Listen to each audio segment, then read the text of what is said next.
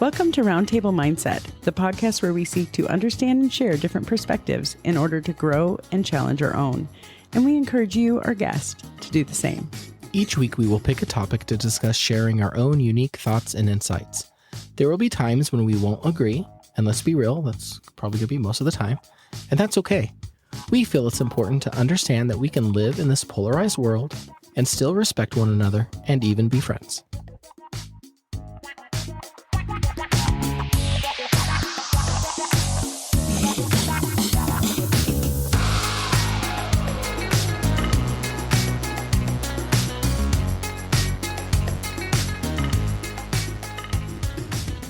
Well, hello, and welcome back to Roundtable Mindset.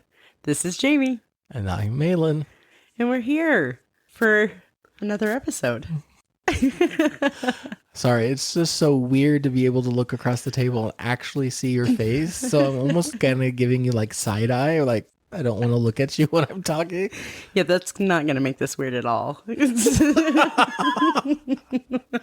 I need like a partition up between us or something. Yeah. So you guys might not know that we usually do this on the Zooms, and that's kind of how we can hear each other and see each other.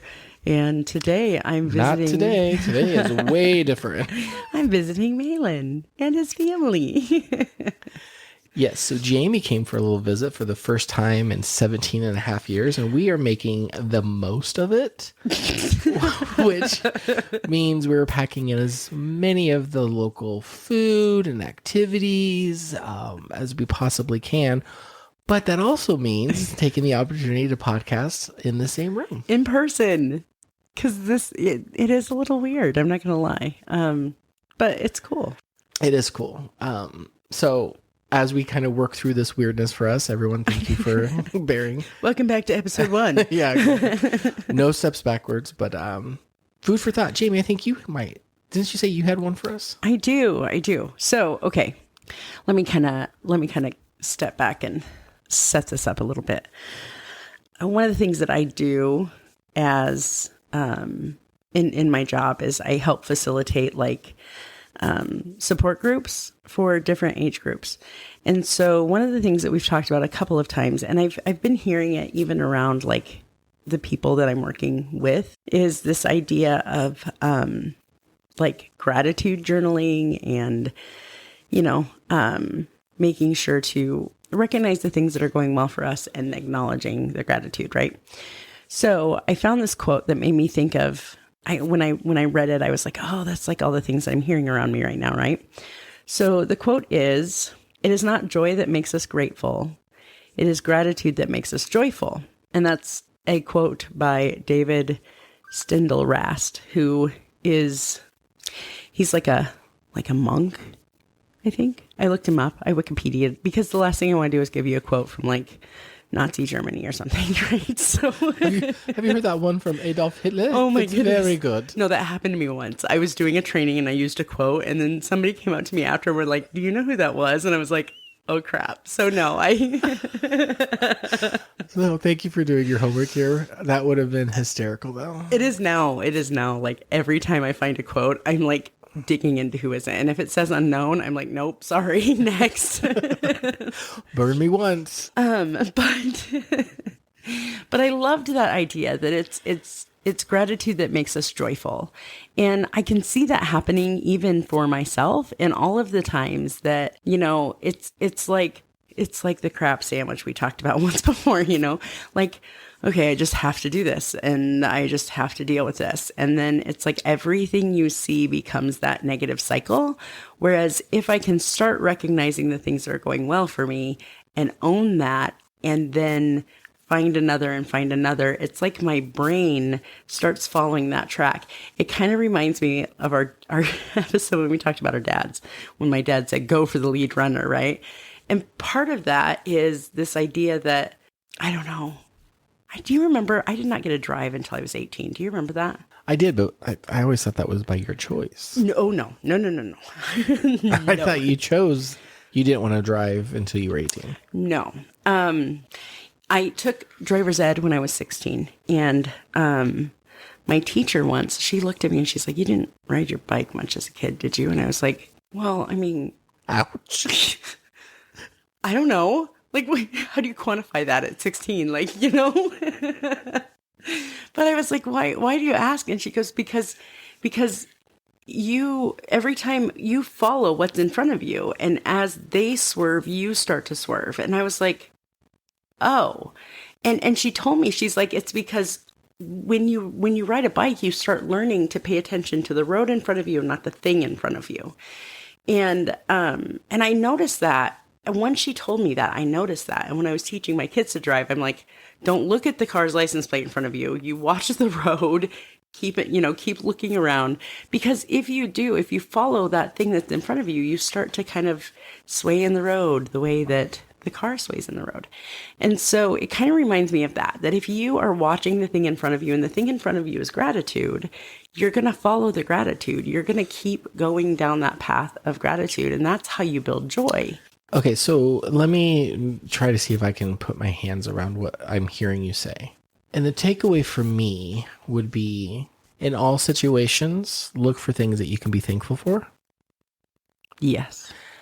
So then you start training your mind to not just look at the things that bring you joy, but things that you can be thankful for, which then will inspire you to be joyful. Yes, the thing you feed grows. And if you feed the thing that's gratitude, it's going to get bigger. But if you feed the thing that's negative, if you feed the negativity, that's what's going to get bigger. Well, and I agree with that. I think the one thing that I'm hearing you say that maybe that's not being said is you could say that it's not even that you're feeding joy. You're feeding yourself to be grateful of the situation you're in, which may not be joyful. And so you are almost creating moments of joy where if you were just looking at the positive, and only finding the good in the positive, you would be missing the opportunity of almost creating yourself joy in those moments where they're not positive. Did I follow along? I think so. Okay. And I think, if you think back on the hardest times, those are the times that it's hardest to find the joy. And by focusing on, and sometimes, I don't know, I'll be honest, sometimes the only thing I can find in a really dark experience is the fact that I'm learning something, that there is something for me on the other side of this, and I'm going to gain something from this just by going through this. And that is the thing that has to keep me grateful, right? So do you have an example, Jamie, where you were going through something dark and there didn't seem to be a lot of joy and that you were able to practice this successfully? Yeah. So most recently, I would say 2020 was probably the hardest, and the most recent, really, really dark.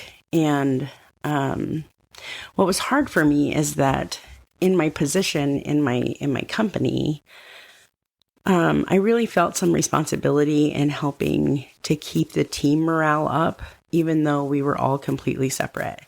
We were all working from our homes. We were doing some daily check-in and, that kind of stuff, but it was really hard. And I think as people, so much of what we need to feel well is connection, right? And so all of a sudden we're sent to the far corners of our spaces, and it was really hard for me because here I am trying to just be that team, that team leader, the cheerleader of the team, and there was some spaces and some times where it was just it was super heavy.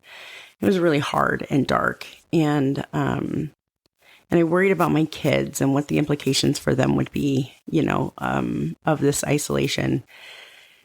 And I worried, and of course, not just that, but the stress of, what is this, and how are we going to handle this, and what does this look like in 2 weeks, 2 months, whatever.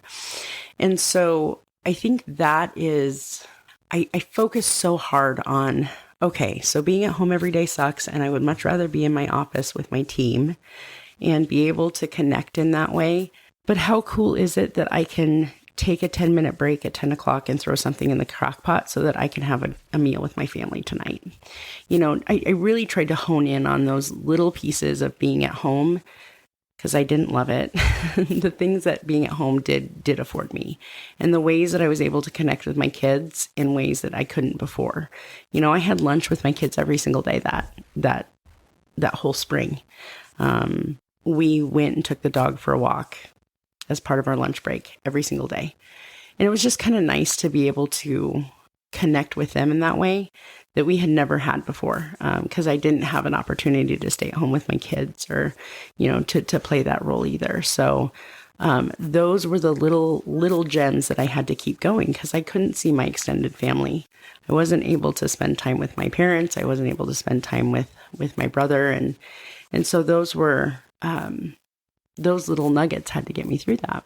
So going back, as you were talking about, the pandemic time where we were isolated, I was thinking about that too. And there was a lot of times where I spent complaining about the situation we were in, why things were shut down, us having to be isolated. Mm-hmm. And it took a friend, it might have even been my wife, I'm trying to think, but I thought it was a friend that said, when in your lifetime will you ever have such dedicated family time? And for so long, we've always asked and complained about our kids go, 100 million different directions. We're in tons of different activities. They're coming and going. They're getting older. Wish time would slow down. Mm-hmm. And literally the time froze for that period of time. And it really kind of took that to say, wow, I've been kind of looking at this all wrong. I will say things got a lot easier and things got a little bit, they perked up around here for my family when we started recognizing these are times that it was almost like looking at the good of what this pandemic was doing. And now looking back, we said several times, and we tell people the one good thing that came out of that is we had dedicated family time more than we probably would have. Mm-hmm. I mean, schools were closed down. Some jobs were closed down. Places where you couldn't go anywhere. And so we reinstated family game night. And went for drives. I mean, there was a lot of things that we started to do outside of the home because you can only do so much sitting in a room with four walls.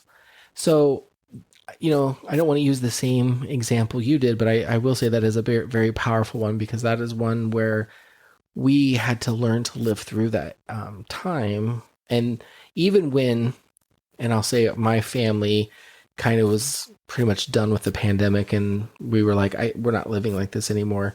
That didn't change our environment because the environment was staying the same.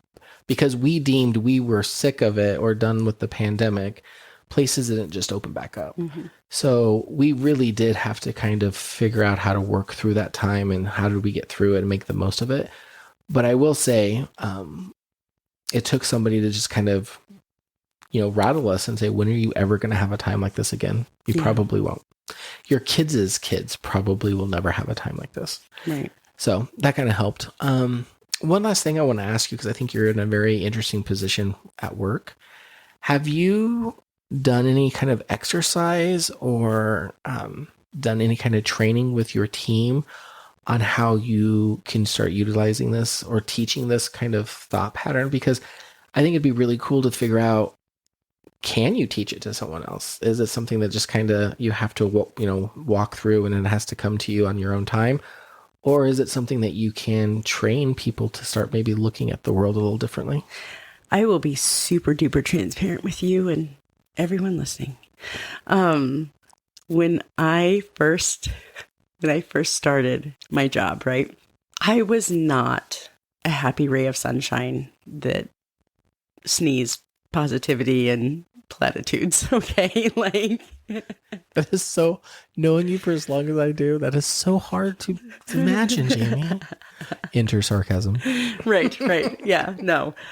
When I started, one of the questions that they asked me during the interview was like, we're a strength-based organization. Can you look at this really ugly situation I'm going to read to you and tell me 3 strengths that you see? And I'm like, you know what I mean? Well, they're not dead yet. It was really hard for me. And so the way that shifted really was just to have my leadership in my company. Both of them are extremely strength-based people. And so each time that they would hear that from me, they would help me flip it. They would help me like, okay, well, no, that's reasonable. What about this? And just kind of point out this other angle to it. And there was one coworker. Oh, she was like, yeah, Jamie, if you want to look at it that way, or you could be strength-based. What do you think that would look like? And she would just ask me, and I'm like, so it took some outside reminders, but once that started, and I'll be super honest, the other piece of that, and really what helped flip that for me, was typically the question was, what do you think it looks like for the other person? And to stop and think about, okay, what does this exact situation that I'm judging and coming into assuming I understand, what might that look like from the other side? And that's really what helped me shift that thought process, is to stop and think about, what is the other perspective? So really think about walking a mile in somebody else's shoes analogy really kind of plays in here. Yeah, a ton. Yeah, but sometimes you don't want to try on the other person's shoes. Well, and fair, those hey dudes aren't or there could be the Crocs that we saw today. Whoa, that was pretty awful. Well, and I don't even mean to be snarky with that comment, and I think I was coming across snarky. What I meant was like, there's times when the other, like you just know that other position the person's in. You don't even. It's fine to pass judgment. Mm-hmm. It's fine to be the outsider looking in. It's fine to think you have all of the answers for an individual. But as soon as you think about, or someone tells you, have you walked an inch in their shoes? Well, no, because that's uncomfortable, because that's a hot mess. That's something I want to avoid. They can't avoid it all the time. Mm-hmm. Well, and truthfully, the interesting thing to think about too is that when I took the time to put myself in that other person's perspective and to look at things from what it might look like to them, knowing that I didn't have it 100%, but knowing that I could maybe get a glimpse if I thought about it from where they're at. One thing that I realized is that a vast majority of the time, most people have good intentions. And so I'm sitting on the other side of this and I'm feeling injured for whatever reason. And that was never the intent. And when I could stop and think about that, and then think about all the times that somebody felt injured by me when that wasn't my attempt or intent, it really helped me think about that in a different way, to say, okay, I need to give this person the benefit of the doubt that their intentions are good and that their intention isn't to harm. And so if I can do that, then it helps that interaction be easier too. So those are definitely, it was a learning process, but, and I think too, well, we've talked about it 100 times. I think walking alongside someone as they're going through difficult things, watching their struggle and knowing where their heart is as you build relationship in that way, that's another way to really see things in a different perspective. Well, I think there's a couple situations that are coming to mind, but it kind of even to play off of what you're talking about. I'm going to put myself in this next statement. So for me, when I see someone who's struggling through something or who seems to be having a lot of difficult stuff, in my mind, the first thing I go to is I want to make sure I give that person space, because I don't want to feel like I'm, bombarding them. And I seem to kind of withdraw from individuals. And I've had conversations with some people in the past where I've had the opportunity to kind of talk about after that season for them has ended. Mm-hmm. And one of the things they kept saying was everybody just seemed to disappear. When things got really tough, everybody kind of just evaporated or went into the walls or just kind of stopped calling. And I was like, some of that was probably by design, because I said, for me, I wanted to give you space, and all that really did for the other person is made them lonely. Yep. And they really felt like they were the only ones they could rely on, and it probably added to their difficulty when that wasn't the intention. The intention was, okay, I'm going to give them space. I want them time to figure this out. I don't want them to think that I'm being intrusive or that I'm trying to get into their business. I want to give them the ability to kind of just, when they need to, and what that person needed is having somebody get closer in the uncomfortableness and almost, put their arms around them and say, okay, I'm here for you. Yeah. And how can I not take over the load, but how can I help carry the load? And even if there's resistance by that individual, just showing those signs. And you're right. We've talked about, different pieces of this in past conversations. But I think that was for me something that I was almost avoiding. And if I was truly honest with myself and with you and everybody else here, it was easier for me. Mm-hmm. I mean, I can cloak it in the I'm being respectful, I'm being considerate, I'm trying to give them the room they need to figure this out. So of course, I'm the good guy here. But really what I was doing, I was cloaking. It was easier for me to do that than get involved or to even work against the person who is already in a difficult spot to say, no, you're not doing this alone. We'll figure it out. And I don't think I'm alone in that. I think that's a lot of people's knee-jerk reactions when stuff happens, especially when it doesn't really affect you. Yep. And that's kind of sad. And again, I love these conversations in this segment because it does cause me to stop and analyze myself and even talk through some of these examples. And it's like sometimes the best of intentions are just the most horrible thing you can do to people. Well, and let me just close this part of it with this example. I, as a function in my role, before I started in a leadership role, one of the things that I used to do, so, we talked about, I was a foster mom. So my role as a foster mom was really to advocate for my kids.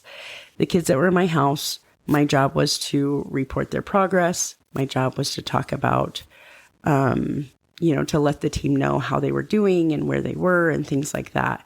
But my role was to advocate for them and make sure the team could hear their voice when they couldn't share their voice, right? Fast forward several years after I've adopted both of my kids, and I'm in a new role in work where my job is then to walk beside a parent who has their kids in out-of-home care and is dealing with the foster care system in a different way, that they have court involvement and things like that. And so my role then becomes to advocate for this parent who is working to get their kiddos back. And one of the things, the shift in perspective for me that came from that is I'm so grateful for being able to see both sides of this, right? Where I'm advocating for my kids that are in foster care and feeling like, oh, how could this be done to them, these poor babies? Not that perspective changes. In the end, I'm always going to fall on the side of safety for kids, right? But then to see the whole story, to see the other side of the story, to see all of the things that come around a parent, to lead them to a space where something happens and the department has to become involved and kids have to be placed out of home, right? And I remember having a conversation with one of my kids once, and I said, one thing that you need to understand is that all of the things that I have ever told you about what has happened, about why you're in my house and why I got to be your mom, and all of the things that I know about your case with the department and what happened. I said, you need to understand that is my understanding, and that your parent may have a whole different set of stories and a whole different understanding on what happened. And I was able to tell them that because of my work and because of being able to walk along beside a parent who's going through this, that I learned that there is a whole different side of it that nobody else understands. That as professionals, we get to sit on this side of the table and make assumptions about what's happening and why it's happening. But that parent has a whole different view on it. And that really helped my child understand that, okay, my mom wasn't lying to me and my birth parent wasn't lying to me, that somewhere in the middle is what happened for everyone. And this is what truth is. And so, that has been a valuable lesson to me in understanding, trying to seek that understanding on both sides. So, yeah, I've said this before in many of our personal and private conversations. I'm just going to take the moment here to just say, your work, your life experiences, the things that you've done through adopting children, having to deal with, putting together your own family, dealing with, the birth families it baffles me and it confuses me and it makes me just kind of look on in awe a little bit, because there are things I will never have to worry about, consider, think about, just because of the way that, my wife and I were able to put our family together. And I think there's stories, I would love to hear more of those, obviously, on our platform, but there's just such a rich backlog of just experiences there and things that, like I said, I can't even imagine going through, that would be very interesting to kind of hear and learn from. So, that is very fascinating. I'm super grateful for all the opportunities that I've had to learn, because it really has grown me as a person. It's grown me as a parent. It's grown me as a supporter. It's really helped me along the way. So that's awesome. Well, again, this is like my favorite segment. I think our topics are really great too, but I really love the food for thought. So thank you for sharing. And as we're kind of moving on past that, then I'm going to look at you to say you have a topic you want to talk about. So yes, this topic came from a listener, and so I'm pretty excited to dive into it. The listener reached out and wanted us to talk about child custody and why that feels skewed toward a mother, why it feels disparaging toward a father, and just kind of wanted us to explore that a little bit. So I thought we could talk about that today. And I would love to talk about that. I do want to, and I've not done this since the podcast has started. I don't want to make this a habit, but I do want to share, like, I feel a little bit of fish out of water here, just because I have not firsthand experienced the battle within a courtroom and having a family that, for whatever reason, has to split up. And now there is this custody or child support or, whatever comes with that. So I am feeling a little bit insecure in what I can bring to this conversation, but I do have a ton of questions. I do have an outsider's perspective, which I would love to be challenged, because again, not firsthand. So I just wanted you to know, Jamie, as we continue down this topic, I want to take that approach of being able to ask some questions. I'm going to put some of my misguided understandings, biases, things that I've heard from other people, because I not have gone through it myself.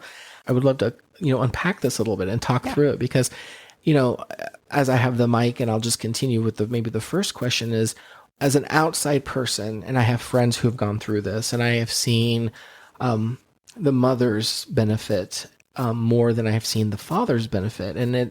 And for whatever reason, and again, how families end and marriages dissolve, variety of reasons. And I'm not even saying, the husband cheated, and so therefore it should go to the wife, the wife cheated, so therefore it should go to the husband. Cause it's a mix, you can't just put a single label on it. So again, as I share my outward observations, my question is, why do you think it's, favor towards the mothers of children when they go through a divorce? And if so, why would you think that? It's funny because I do see that. I do see, and I'm not saying that it's skewed. What I can tell you anecdotally is that most of the people that I know that are single parents, either have, like, moms have a large portion of the parenting time, and the dads get every other weekend and every other Wednesday and a month and a half in the summer or something, So it's never 50-50. I have very rarely seen those times where the custody is 50-50.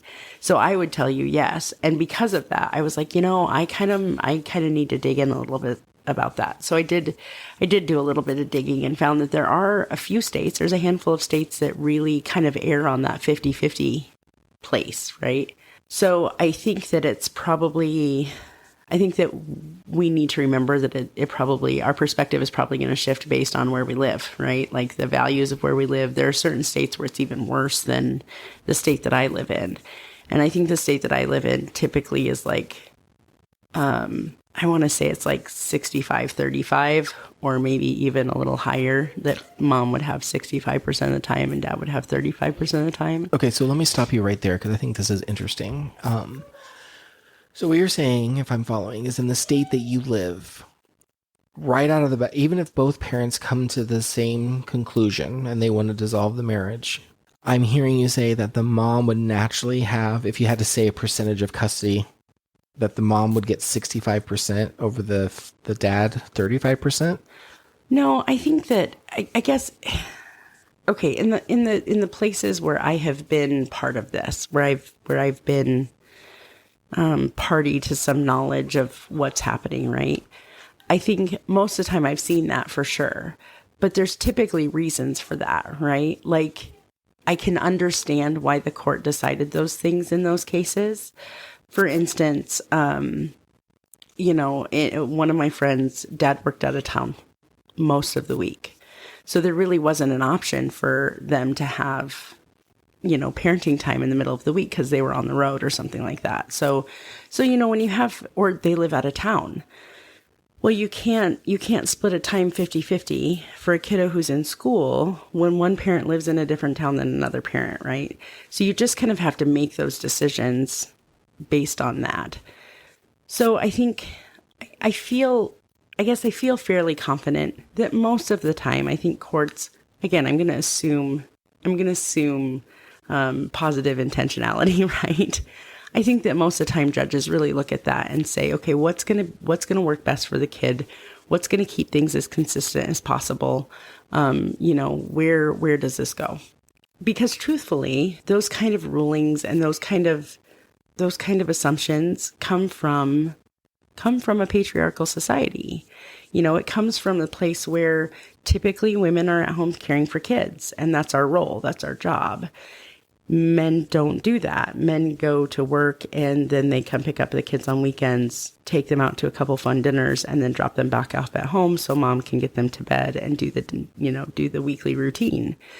So I think that that's a piece of it. Well, and I think that might have been the case way back when, but I know we've talked about this before, and as things are changing, men are starting to stay home more now. Mm-hmm. When I was a kid and I heard about a stay-at-home dad, there was horrible connotations with that, right? Because that's not what you're supposed to do. To your point, you're supposed to go out and you're supposed to make the money. You're supposed to, that's how you provide it to your family. And so it's interesting that it doesn't seem to be changing, though, as much as the times are changing. And it's so funny because I've been part of a couple groups on Facebook that deal with dads. And as you can imagine, I'm even chuckling being a dad because there's a lot of anger in these posts that I'm reading. There's a lot of hurt feelings. There's a lot of, well, let's burn the system down because it's unjust. And as much as I cannot speak to those emotional times, because again, every instance is individual. And these dads might be ranting and raving for the wrong thing. I don't get to see my kids because she took them from me. In reality, maybe you were a raging alcoholic, or you were in prison, or maybe, there's drugs involved. I don't know. Sometimes I do think it can be slated towards the mom. But my question is, there's so much of it going around. It's kind of an old adage, like, if there was one or two times it was popping up, I can almost kind of sweep it under the rug to say, oh, it's just these individuals or maybe this area of the country. But they're just, it's almost understood from, I would say, the dad's point of view that if you would go through a divorce, you're going to have to fight harder against the system to even have a fair shot when it comes to having the same, the ability to care and have the kids the same as much as. It's almost like the mom shows up and she already has 75% of this in locked down through the procedures just because she's the mom. Mm-hmm. And the dad has to come in and say, I'm starting at like 0% and I have to do all of this fighting, and sometimes I have to get, more lawyers involved, and it's all this petitioning, and it's effort. And that just seems a little unfair, especially in the time in the day and age that we're in now, and things are changing. It's almost like the court system almost needs to start recognizing that times have changed and things need to be moving. And I'm going to be quiet so you can kind of jump in here. But the last thing I want to say right now is, as we've been talking, and even I've been talking, and I'm on these groups, like I said, and I see all these posts, the one thing that I want to make sure everybody's thinking about is, I'm not really interested if it's truly fair for the mom or the dad. What's best for the child? And to me, that's the only saving grace that I can come up with. Again, I am not broad stroking this across all situations, but I think what makes me put my head on my pillow is, I have friends that are dads that are feeling like they were slighted and jaded, and I don't know, maybe they were. That's not my business. And I know, women who feel like they were railroaded and they didn't get a fair shot. And what lets me put my head on my pillow is, they may both be right. They may both be feeling that way, but maybe that was because that's what was best for the child. And that's where my hope is these courts where parents are dissolving their marriages, or they're separating for whatever reason. I hope the courts that's great. You're adults, a little bit of, well, you can handle it, but now it's time for us to step in and protect the child. And this is what's best for child. Might be unfair for you, mom. It might be unfair for you, dad. But this is what is the most fair we can do for the child. And so forth. That's how we're going to rule. Well, and I think not only that, I think that it's really important that there not be sweeping legislation to make something be. Okay, after some of our conversations, this is going to feel really weird. But trigger warning. I'm giving myself a trigger warning. No, but I almost would rather there not be legislation to make sweeping changes to make sure everything's equal, right? Because I feel like it has to be based situation by situation. And that's such a beautiful thing about our court system when it works well, is that, of course, here's the other problem. And here's something that I have been thinking about a lot. A judge is supposed to make those decisions as a last resort. If we as people and we as parents can do the work on the front end to make sure that we do everything we possibly can to keep the relationship good with the other parent, to keep our kids' needs and best interests front and center, and communicate effectively and do all of those things, then we wouldn't have to rely on the court to make those decisions for us. You know what I mean? Because I think that's a big part of the problem, is that, so many relationships end and it's just ugly. And I even think that some of those, there's no helping that. You know what I mean? It's just so situational.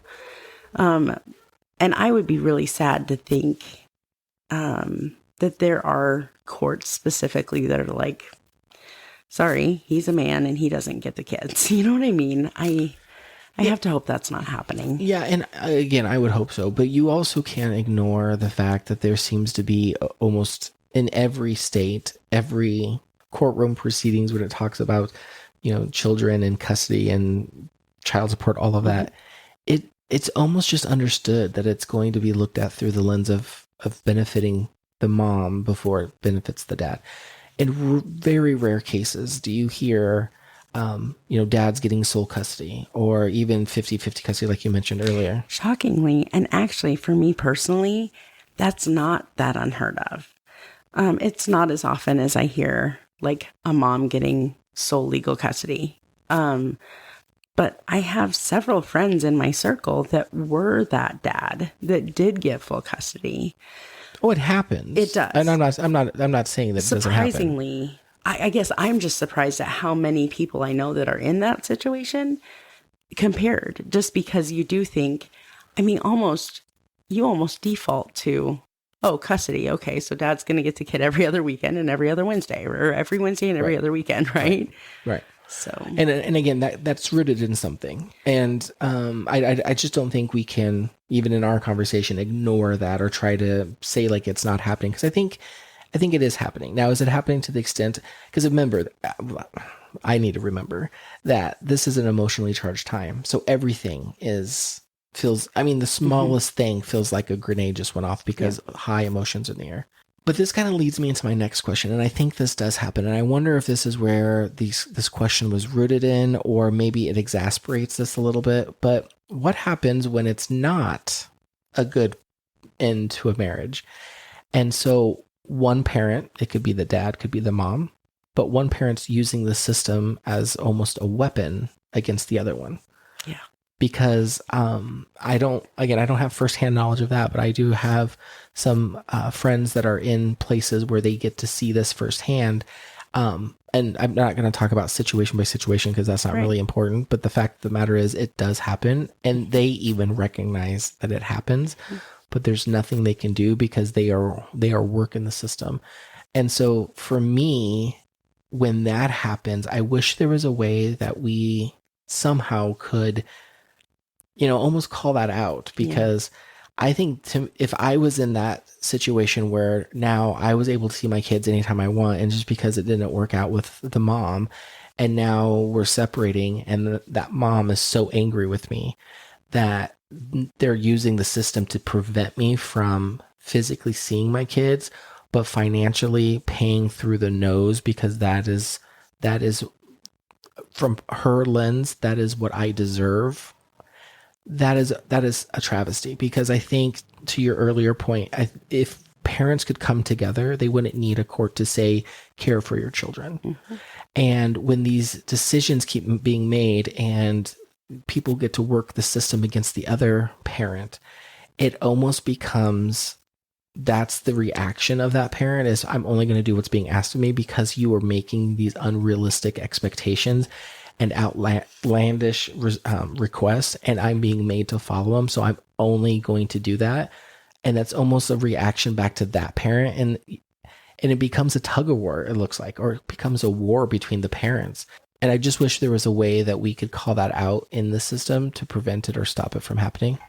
Well, and I think a piece of that, for sure, is going to be, I think anytime the court isn't able to see things for what's really happening behind the scenes, it's really important to seek out for support and advocacy. You know what I mean? And I do think that there are various groups that do father's advocacy. There are various groups that can do women's advocacy. To be able to go to someone and say, okay, look, this is where I feel that justice is not being served, and I need help. I need help making sure that my need is heard, that my child's need is heard. I think that's vitally important. And I don't think it has to be even like a formal thing. If I have a friend who is, well, and quite frankly, I do know someone who's going through something very similar. It's so frustrating because it's like, I know this person is a good parent. I know they are a good parent. And yet, the other party has support and financial backing to go after them for custody when it's like I don't even know if that person's been around. You know what I mean? If that parent's been it. And for me, I actually had a very, very close friend, and it was super frustrating to watch this custody thing happen. And it was like, kids were old enough to drive. Hey, I'm going to go see my other parent after school. Is that okay? Well, no, that's not their time. This is my time. And I vowed, after watching how hard that was for those kids, I vowed that I was never going to put my kids in that spot. And so I really tried to make sure that, if my kids wanted to communicate with their parent, they had the option to communicate with my ex-spouse. If you want to go see him, just get a hold of him. That's fine. You guys work it out, and then have him call me, and we'll figure it out. Because I didn't want to ever make them feel like they were being kept from the other person or or whatever.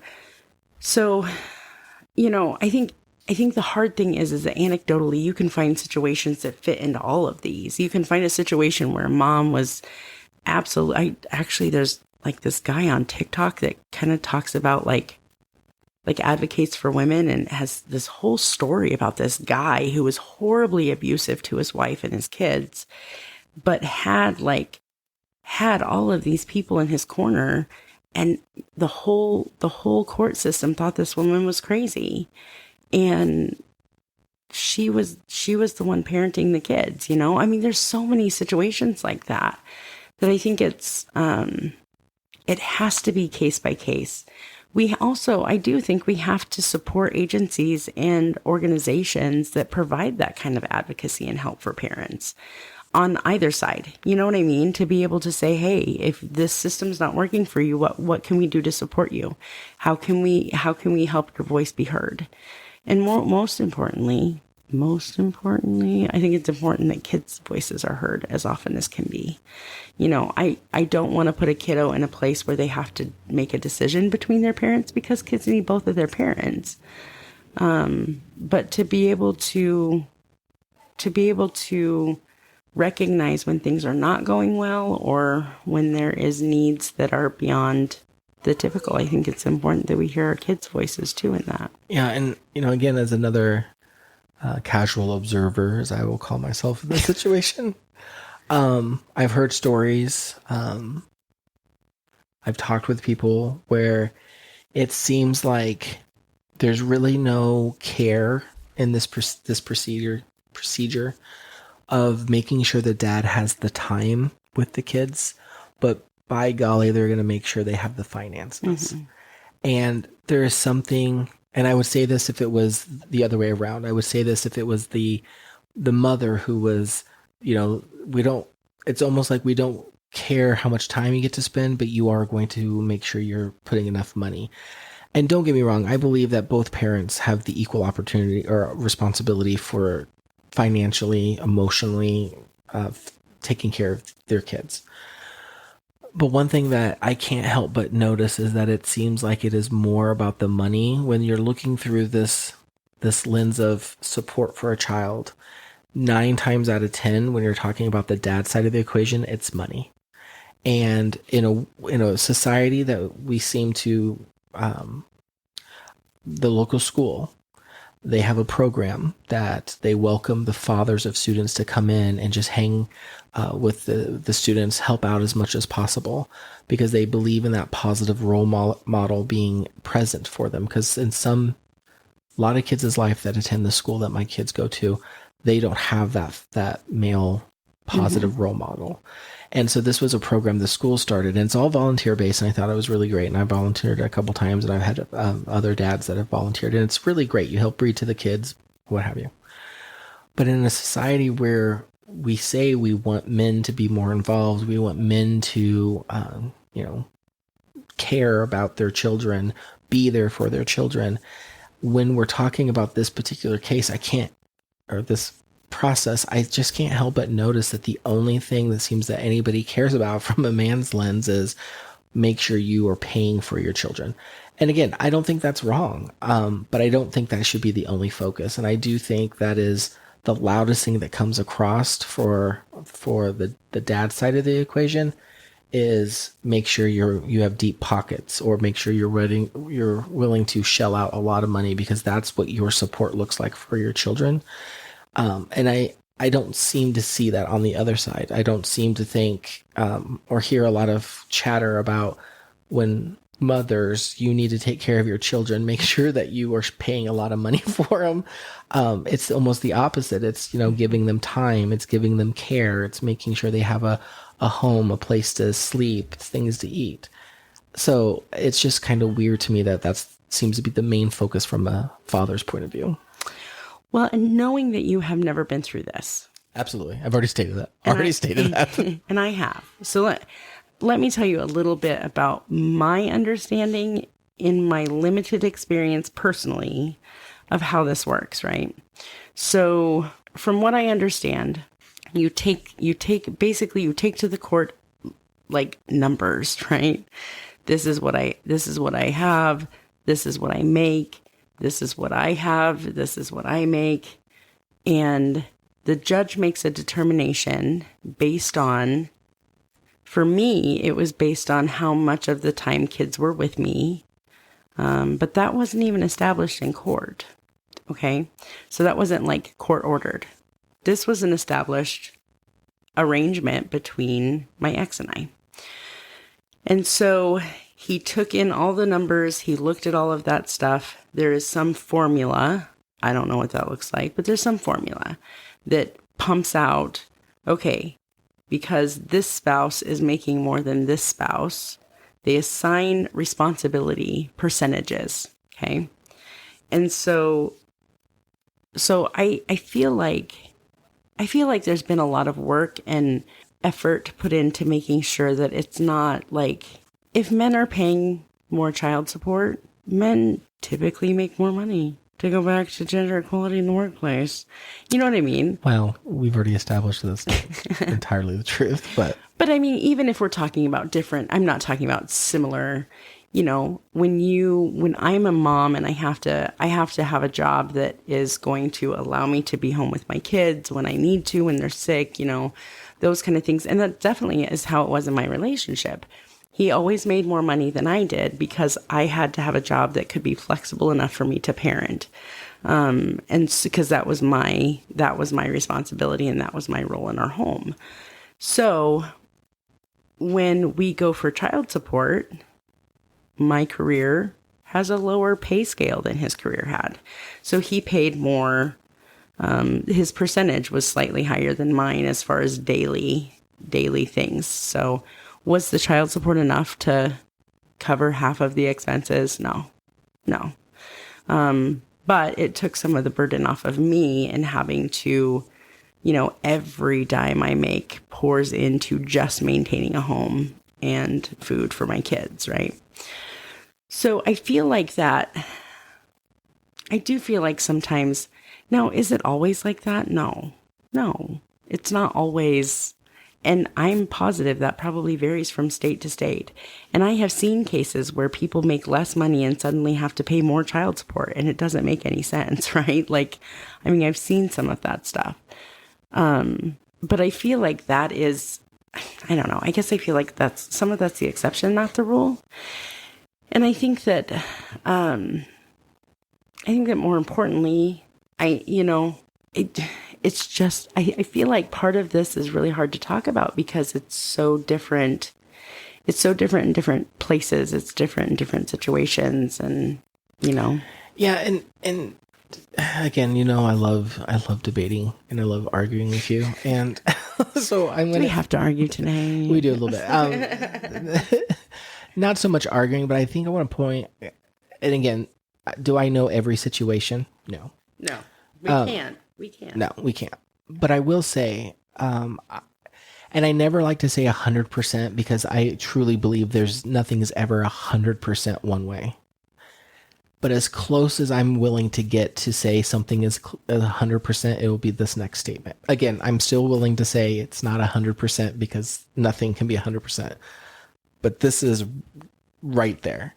In all of my friend groups and all of the times that I have had the opportunity to hear these conversations coming from parents and going through this, I can honestly say I cannot think of a time when after the divorce, the mom has to go get 2 jobs, 3 jobs to help maintain the household, unless the dad's not paying. So this is excluding that, because if the dad's not supporting their children and it's all up on the mom, that's a whole different story. So I'm just talking about when the dad is supporting the children, may not living with them. I have never heard of a situation where the mom is working multiple jobs to maintain a household, but I have heard multiple times a dad has to get more than one job in order to help pay support for their children who live with their mom. And there's something about that. And I'm going to use your point of view. If a man is making more than a woman and they're shelling out child support, it would make me think that they would be able to absorb that child support, even if it was higher percentage than normal. So why is it all these men are having to get second, third jobs just to make ends meet and to help care for their kids? It feels like it's stacked against the dad. And again, I go back to my earlier statement. When we're talking about this, the only part I hear from the moms and the dads is the dad has to support, which means finances. I very seldom hear the dad needs to support, and that says time with the kids. It's almost like the time with the kids becomes the more you pay, the more I will give you. And again, I've not been through this, as I can see your face. So I've already said I am not firsthand experience, but as I'm hearing this, it makes me go, that seems weird to me. Yeah. Well, and honestly, that face is simply like, how much do I share? You know what I mean? Like, how much of my personal experience do I want to tell? And truthfully, I think here's the thing. As a parent, and I know I'm not every parent, but as a mom, we ran our household as a family of 4. We ran our household on 2 incomes. It was my income, which was smaller, and his income, which was larger. And we needed both of those incomes to maintain the household that we had. After I left, I still needed to maintain a household for my children.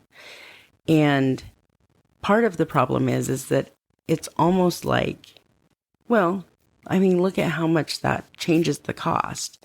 So not only are they now maintaining their household and I'm maintaining a second household, and I really can't work any more than I already am because I'm also providing the majority of care for these kids. I tell you though, and I say that because sometimes I remember feeling like I would so much rather my kids have their dad more involved than have the money. You know what I mean? And I know that's not going to be every person. I know that, but I was providing the bulk of care, and I wasn't necessarily providing that bulk of care because there wasn't an ability on the other side. There just wasn't always a willingness on the other side. And so I feel like sometimes there's not a whole lot of answers, but I guess what I can say, we can't fix the court system. We can't do anything about it. And I hope that the guys that are going through these difficult things can find a way to make it better. I always start with myself and say, what can I do different? How can I make this situation better? And is there something I am doing that I could stop doing or start doing in order to build that bridge and to make this easier and better? So that's where I start. I would say find an advocacy group. Find someone to help advocate for you. If you have an attorney that is good at doing that, ask them, what do I need to do? Because this isn't right. Because our kids deserve both of their parents, period. And I won't even put man, woman, or otherwise. Kids need their parents, both of them. And it's important that we do everything we can do to make sure they have that. Right. So a couple things as we start closing up that kind of bring in some self-reflection here. So after our last episode, where I guess it wasn't our last episode, but the episode where we talked about gender equality in the workforce, I had an opportunity to kind of talk to my wife about that afterwards. And it was really interesting because she had a point of view that was a little bit different even than your point of view. It was very similar, like you guys were aligned, but there were some differences. And one of the things that she made me think about, the piece that was missing, I don't want to say missing, the piece that was what my wife honed it on, which was if the woman is the one that stays home with the children and their career gets put on pause, can't proceed, in a situation like we're talking about, that earning potential, that earning power is also significantly reduced. So I can see that. And and I want to recognize that, but at the same time, and I think even what you're saying, you're not disagreeing, although I think you No. probably will say not to the same degree. You probably don't agree with how often it happens, but it kind of sounds like you're agreeing that there is some things that are, expected of the dad more so than the mom. And what's really exciting for me to think about and hope for is kind of the same hope I think you had in that episode too, which is as society is changing and as equality is becoming more and more important on both sides of the equation, I'm hoping that starts changing the landscape a little bit and makes it more even across the board. And I think we'll probably start hearing more situations and more stories about where it isn't so one-sided anymore. And if I look back I'm going to go back to like the 60s. My mom was in a relationship, a marriage, and she left. And now I could say a lot about the person she left, but I won't. But what strikes me with that situation is she took the children and left, and there was not a bat of the eye. There was nothing, like there was no other expectation.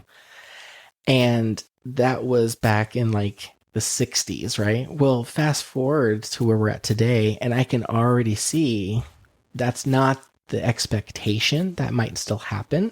But yet, when we're talking about this separation and what happens, it just feels so heavy. And I appreciate you actually, without saying the words, I agree. It sounds like you do recognize that it's there. But then how do we make it more balanced, and how do we make it equal? I absolutely, I have seen horrible decisions that affect parents of both genders very, very heavily and in difficult ways. So yes, it happens. I'm not denying it happens. I know it happens, and I know it hurts. I think what's ironic, not to make light of any of those things, but in the 60s, it would have been the expectation that, okay, mom, you are going to physically care for the children and emotionally support them. Dad, you're going to monetarily support them and care for them. And that's just how it was, So ironically, those systemic things that are in place, because of the long-standing gender expectations of men and women in a family setting, now that, because those are still, I think there's a lot of that as remnant of that, and now that is at the detriment to one and the benefit of another, and that's not okay. But I like I said, I'm not even going to talk to a gender of a parent. If you are a parent and you have a kid with someone else that you didn't make it work with, you have to do everything you can to be involved and everything you can to have a good relationship with the other parent, so that those kids know that they come from value and that both parents are value them. Because that's the only way that our kids can grow up secure and supported. So No, I agree. And I think so many things that we've talked about, and even some things, you've shared some of your experience. I have none experience. Like I have nothing. So it's really uncomfortable for me to even, propose these different perspectives. I'm trying to avoid I'm taking this stance because I don't think I even have a stance to have. But trying to that's growth, Mahlon. Let me just say. Yeah. But trying to represent those voices, because I know there's some dads out there, and I know that there's probably some women out there that think it's never enough, and they're probably right. We haven't even touched on the conversation where it is equal. It is 50-50. The courts look at it 50-50, and yet the dad refuses to pay, or the dad refuses to take his time, and the constant strain that's put on the mom over and over again. We haven't even touched on that scenario. We haven't even touched on a scenario where it's the other way around. I've heard where moms abandon their kids. They just leave, and it's solely up onto the dad. That's also another situation. there's so many different things and difficulties and situations out there. I don't even want to pretend like I could say this is it. But I do appreciate having this conversation and bringing what perspective I do have, which is secondhand at best. Because I do want to try to represent some of those situations that I'm hearing, even though I'm not experiencing firsthand. It seems like it's wrong. I agree with you. I think we can't change it overnight. And what I was really interested in when you were talking about those advocacy groups, it would be really great if I wish I had a number for them. I didn't even know they existed. You don't happen to have any like in your back pocket, do you? Yeah. Well, no. And it's because I think it's different. It's going to be different in different areas. I think that there are areas that believe in that strongly. And so they're going to invest in those kind of programs.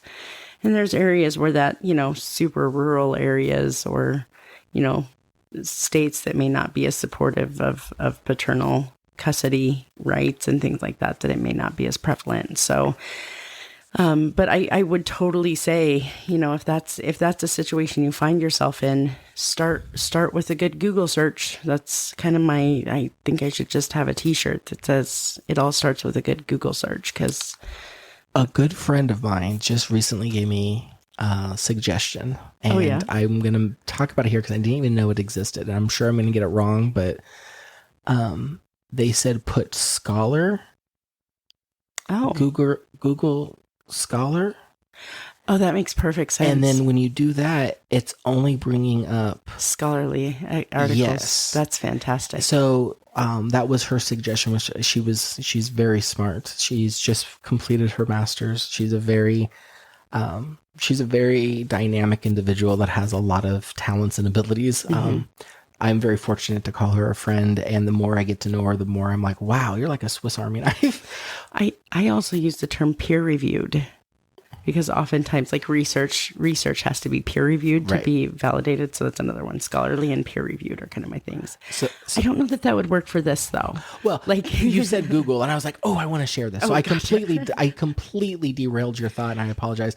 But I was like, oh, you said Google, and that triggered in my mind. So I just wanted to put that out there.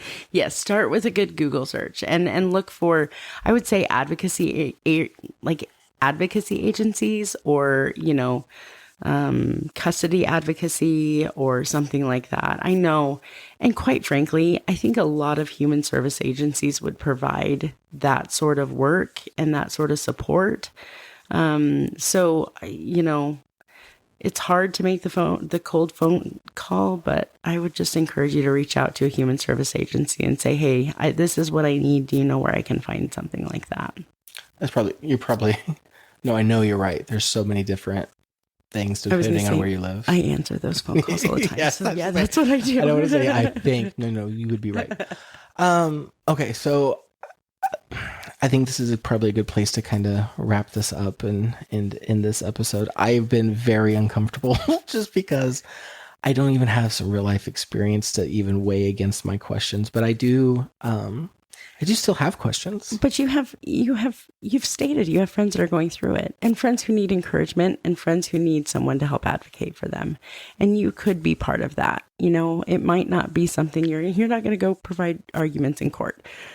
But I could try. But you could call me. Anybody listening, call me. Let Mahlon brush his teeth and spit in this thing first. He'll be inspired and be able to give some good closing arguments, I'm sure. But no, I mean, I think your role in that, and you gain experience by walking through that with someone. And so your role in that really can be just to encourage and help them find someone to advocate for them, and to be that person for them, to be in it with them. Yeah. Surprising again, this episode. I'm starting to think that maybe this is us having growth. We need to make a list of all the things we need to stop doing. Like, welcome for another exciting episode. It's our journey, personal growth journey. Well, and one thing to be a little bit proactive here. Oh yeah? I'm going to go ahead and say we probably need to start thinking about a follow-up to even this episode. So we are, well, and I guess just so everybody knows, we are really kind of thinking about the best way to do a follow-up, because we have had several requested, to follow up on things like book banning and gender equality and gun control and pretty much every other episode that's kind of hot button, we want to follow up. So we're working out some ideas on how we can do a follow up with those things. Well, and I think having some of those questions from that, we have people that listen to us and they come back with these questions and they want to know more. They stop us in the street. I've been at church and someone's like, they stop us in the street. Yeah. It happens all the time, guys.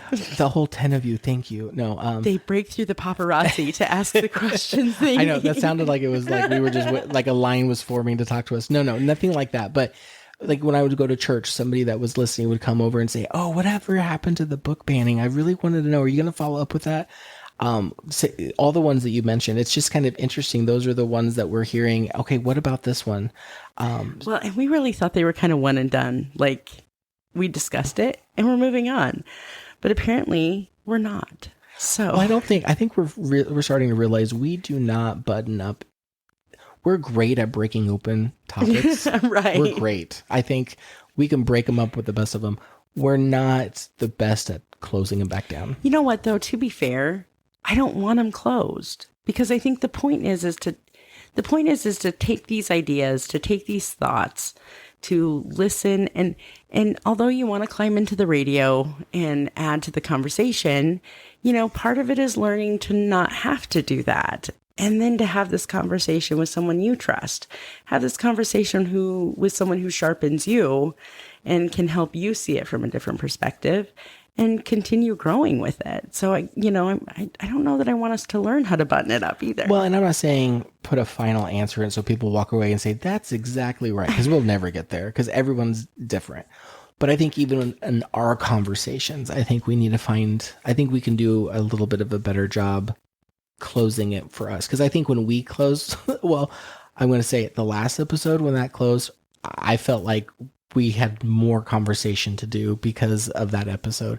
And I could see easily where a follow-up may be needed. And so that's all I'm saying. I don't think we're ever going to get to the point, or I don't ever want the responsibility of thinking that I have to make it crystal clear for everybody. This is the end answer. I was going to say, if you guys are coming here for me to solve these worldwide problems, we have more problems than we even know, because that's not...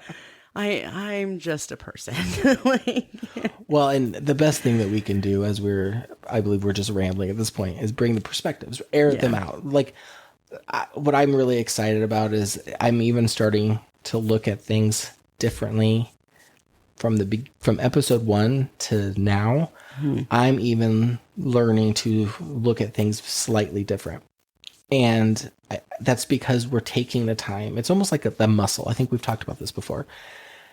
If you don't use it, it atrophies, it gets weaker. But if you look for ways that you can inject somebody, different perspective from your own, that's the secret, in my opinion. Because although I don't think any of us can just solve it, this is the answer and that's it. I think the understanding of these problems become easier when you can look at it from more than just your viewpoint. Well, I'll tell you what, it's been hard work. I mean, truly, it's been hard work to go from where I was when I was, and not that I'm not sometimes still super quick to judge, but when it was really like the rut that I was stuck in, right? She bought herself a gavel, everyone. I think I came born with it. Like, truly, I think we all do. And it's been a lot of hard work to get to this space where I can stop and say, okay, wait a second. My initial reaction is not fair. 99.99999% of the time, And so I guess I just love that. I love that some of you have joined us to do the hard work with us, and to continue hearing the other side and the other perspective, and holding some space for that in your own way, and even sharing those perspectives with us. Because I tell you what, the feedback that we get, where we get to see somebody else's, that's valuable. Yes, that's so valuable. Well, and I'll be super honest. One of the ways we're talking about doing a follow up is even reading some of that feedback that you have sent in. So if you've listened to any of those episodes and you wanted to climb into the radio, just climb into your computer and send us a quick email or text so that we can, we can read some of that and share some of that with others. Cause I think that'll be a good way for all of us to learn and grow too. Well, and we've also had an individual provide us an audio file. Oh, yes. I'm excited for you guys to hear that. Yeah. Actually. So we are going to make sure we have permission before so we can play it. But it'd be really great if, you even want to leave a voicemail for us. If it's easier for you just to talk for 10, 15 seconds and just give us your thoughts. Tell us where we're wrong. Tell us things that we've missed or agree with us. We don't care. You can do that too. And I think to me, part of buttoning up or kind of doing a follow-up to these things is having those different perspectives, because I would hate... one of the things I'm kind of nervous about doing a follow-up, to be completely honest, is I don't want to just bring the same perspective that I did, because we've already talked about that. So I'm hoping that we get, hey, I disagree with you here, or I agree with you, but you forgot about this one piece. I know I've talked to individuals where they were saying, I agreed with close to everything that you guys were saying, but you did miss a piece that I think this is a perspective you should have been talking about. That's all valuable. Mm-hmm. And as we get more of those, and that's when I think, okay, it'd be great to do a follow-up, because we can maybe find more out about book banning, but how great would it be to say, we found some more out about book banning, some of those questions that we've had, now we've did some research and we found some answers, but also look at these other perspectives that came to us that we never thought of, and let's share them. Absolutely. Well, because honestly, I mean, you guys are going to be along for this growth journey with us. So, you don't need to hear more about our growth. We talk about it constantly, but I would love for some of you to be part of growing someone else and even helping me grow too. So, please, please, please, if you have something to share that adds to the conversation, I'm excited to hear from you.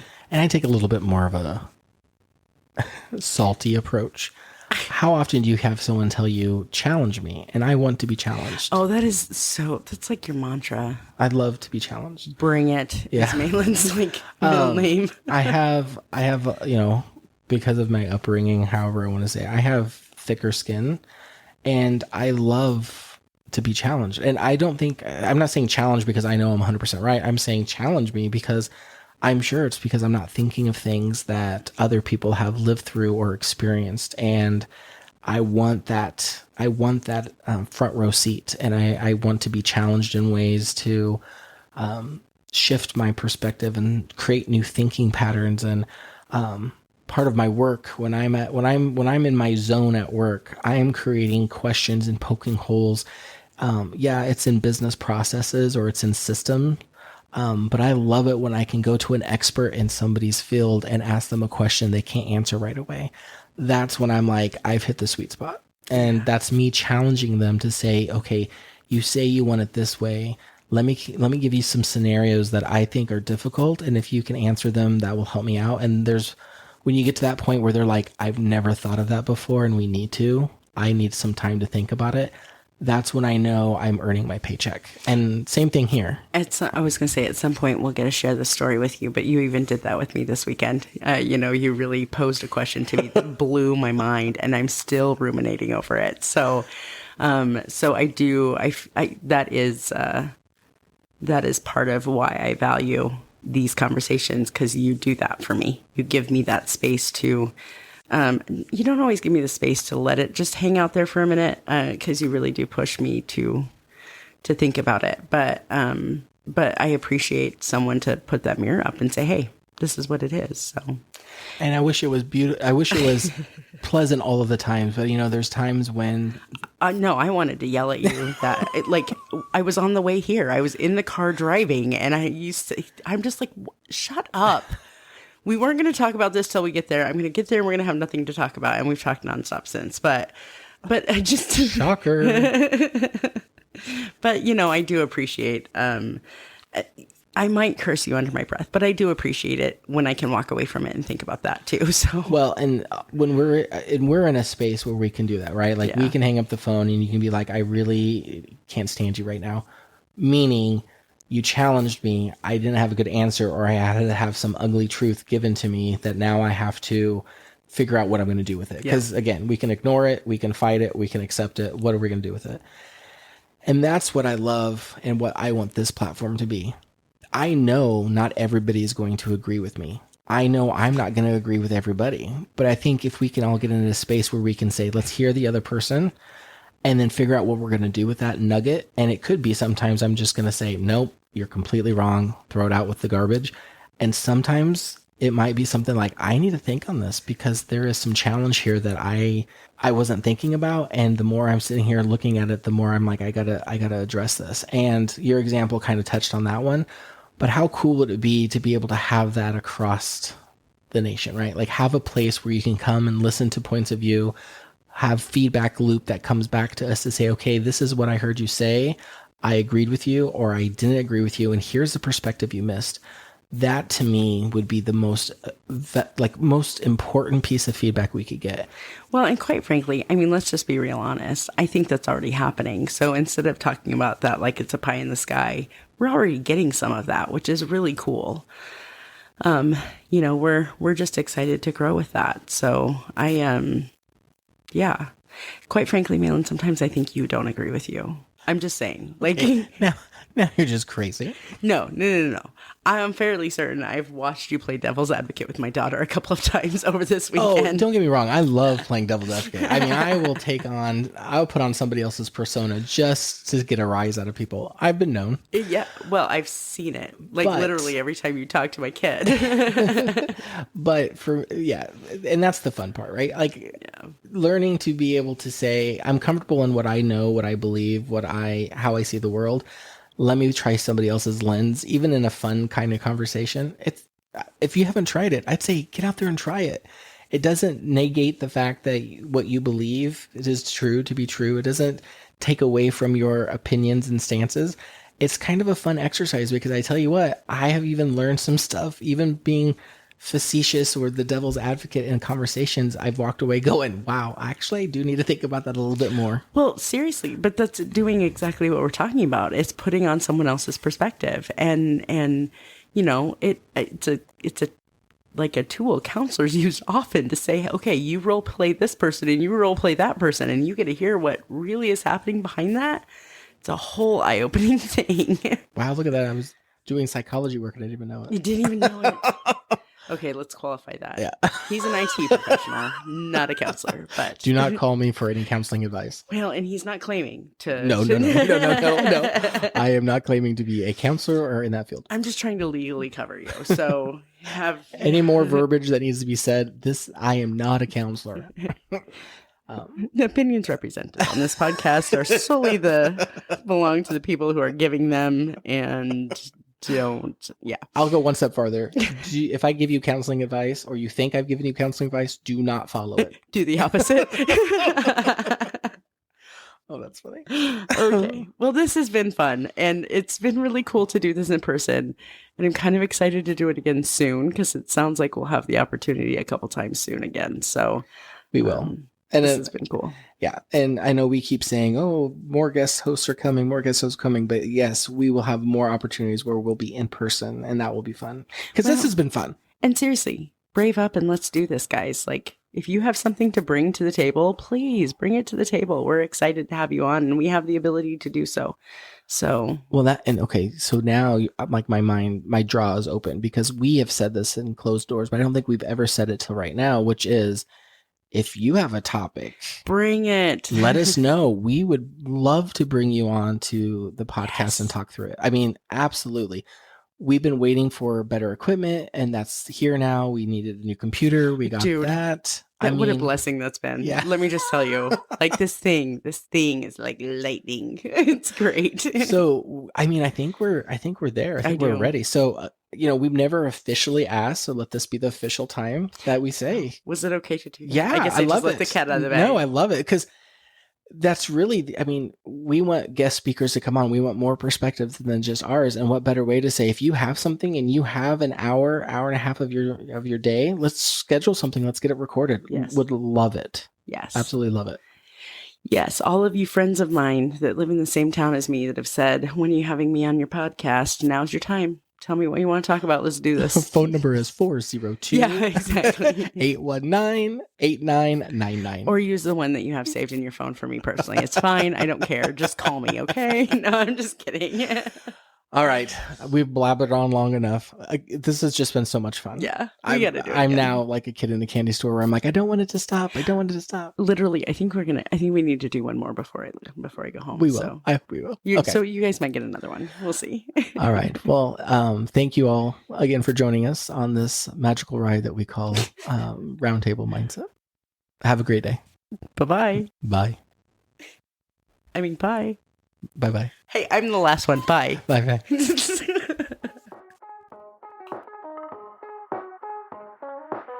This podcast was recorded and edited by Jamie and Mahlon.